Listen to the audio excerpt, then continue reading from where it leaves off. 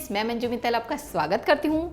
आज हम बनाएंगे मलाई कोफ्ता और बहुत ही आसान तरीके से। सबसे पहले हम कोफ्ते बना लेते हैं। इसके लिए मैंने लेना है 100 ग्राम पनीर। इसको मैंने ग्रेट करके रख लिया है, क्योंकि ग्रेट करने से क्या होता है, बिल्कुल ही फाइन स्मूथ होगा, इसमें लम्स नहीं रहेंगे। 1 स्मॉल पोटैटो उबला हुआ है और इसे मैंने अच्छे से मैश कर लिया है। 1 table spoon bread crumbs. Bread crumbs कैसे बनाया जाता है, ब्रेड को आपने धूप में सुखाया, उसके बाद उसे ग्राइंड कर लिया और पाउडर बनाकर हम इसे यूज करेंगे। 1 टेबल स्पून मैदा। चुटकी भर हम लेंगे मीठा सोडा, इससे आपके कोफ्ते बहुत ही सॉफ्ट बनेंगे। 1/4 चम्मच रेड चिली पाउडर, 1/4 चम्मच सॉल्ट, 1/4 चम्मच गरम मसाला। मैंने गैस ऑन कर दी है ताकि थोड़ा तेल भी गरम हो जाए और तब तक हम कोफ्ते को रोल कर लेते हैं। हम इसे अच्छे से मिक्स करेंगे। अगर आपको लगे यहाँ पर ये थिक है, गाढ़े हैं, आप 1 बड़ा चम्मच मिल्क ऐड कर सकते हैं, क्योंकि अगर कोफ्ते टाइट होंगे तो फिर अच्छे नहीं लगेंगे। आप देख रहे हैं ये मुझे थोड़ा हार्ड लग रहा है, तो मैं क्या करती हूँ, यहाँ पर 1 टेबल स्पून मिल्क ऐड कर देती हूँ और अब मैंने इनको अच्छे से मिक्स करना है। आप यहाँ डालना चाहें तो थोड़ी कसूरी मेथी, कोरिएंडर, कुछ भी डाल सकते हैं।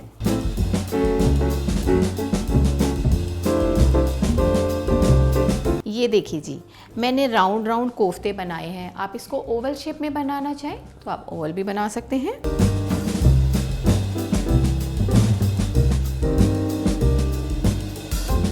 ये देखिए जी, हमारे सारे कोफ्ते तैयार हो गए हैं। अब हम इसे डीप फ्राई कर लेते हैं। ऑयल बहुत ज़्यादा गर्म नहीं होना चाहिए, नहीं तो जब आप कोफ्ते कुक करेंगे तो वो एकदम से कलर ले लेंगे, अंदर से कच्चे रह जाएंगे। तो बस हाथों में हीट आनी शुरू हो जाए तो हम इसमें कोफ्ते डाल देंगे। हमारा ऑयल गर्म हो गया है, अब हम इसे डीप फ्राई करेंगे।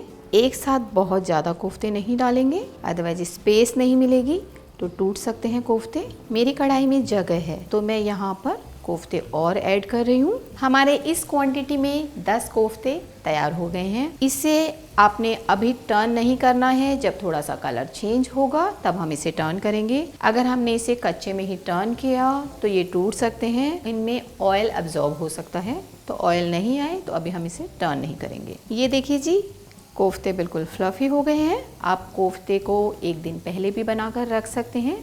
आपने कोफ्ता और ग्रेवी एक दिन पहले बनाकर फ्रिज में रखना है।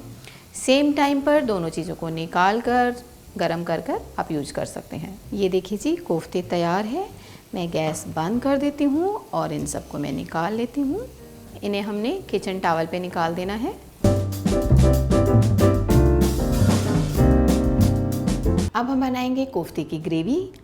इसके लिए मैंने एक पैन लिया, इसे मैंने गरम करने के लिए रख दिया है। 2 बड़े चम्मच एनी वेजिटेबल ऑयल, आप यहाँ घी का यूज करना चाहें आप घी भी ले सकते हैं। ऑयल को हमें गरम नहीं करना।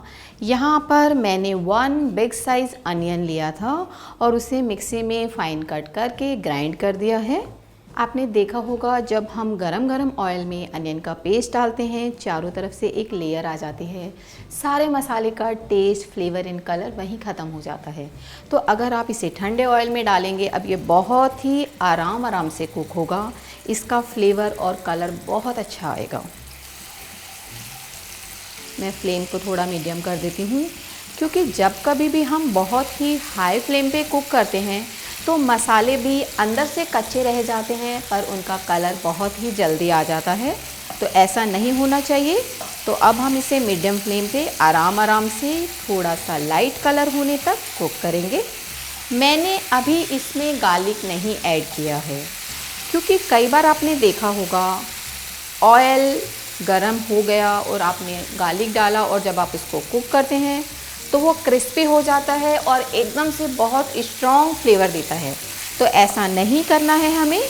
जब हम इसमें कुछ कर्ड, कुछ भी लिक्विड ऐड करेंगे तब गार्लिक ऐड करेंगे, इससे फ्लेवर बहुत अच्छा आएगा, स्मेल बिल्कुल भी नहीं आएगी। ये देखिए जी, प्याज का कलर हल्का सुनहरा हो गया है। अब मैं इसमें ऐड कर रही हूँ काजू पेस्ट। अब आप सोच रहे होंगे ये काजू पेस्ट क्या है, तो यहाँ मैंने आधा कप काजू लिया और उसे मैंने 15 मिनट के लिए पानी में सोक कर दिया ताकि वो थोड़े सॉफ्ट हो जाए। फिर मैंने उसमें 2 टेबल स्पून वाटर डाला और काजू को मिक्सी में ग्राइंड कर दिया। आप देखेंगे ग्राइंड करने के बाद ये ऐसे लिक्विड फॉर्म में आ गया है, प्रॉपर पेस्ट बन गया। अब हम इस अनियन में ऐड कर देंगे काजू पेस्ट। अब मैं इसे मिक्स कर रही हूँ। यहाँ मैं ऐड कर रही हूँ 1 टेबल स्पून दही।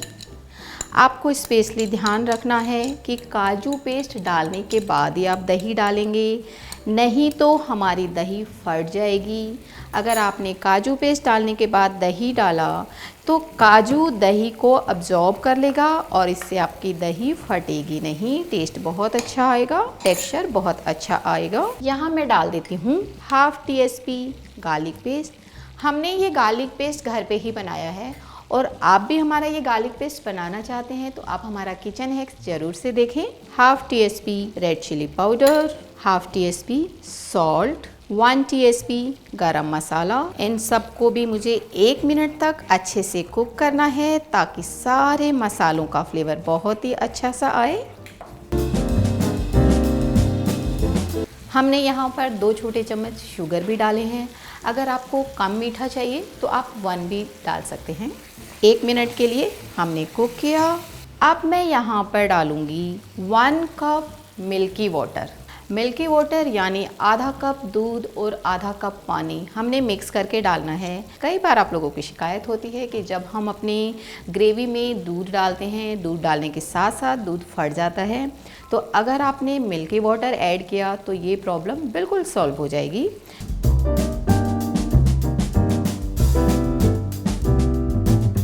और अब मैं इसे भी बहुत ही आराम से कुक कर लेती हूँ।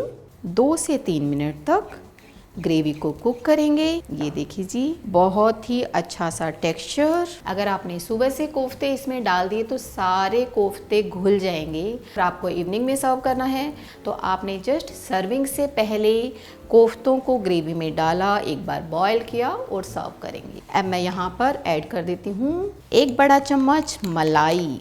मैंने ऐड कर देने हैं कोफ्ते और इन्हें भी 2 मिनट के लिए बॉईल करेंगे। बहुत ही सॉफ्ट, बिल्कुल मुंह में घुल जाने चाहिए कोफ्ते। ये देखिए जी, हमारे कोफ्ते तैयार हो गए हैं।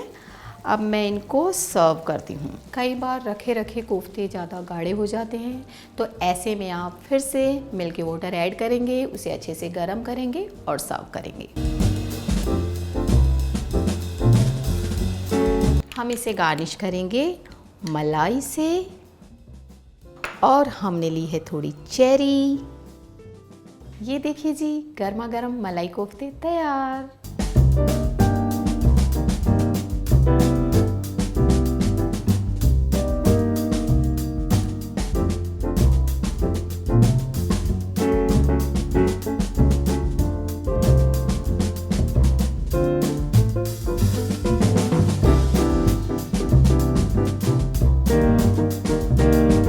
आपको हमारी रेसिपी पसंद आई तो हमारे वीडियो को लाइक करें और हमारे चैनल को सब्सक्राइब करें।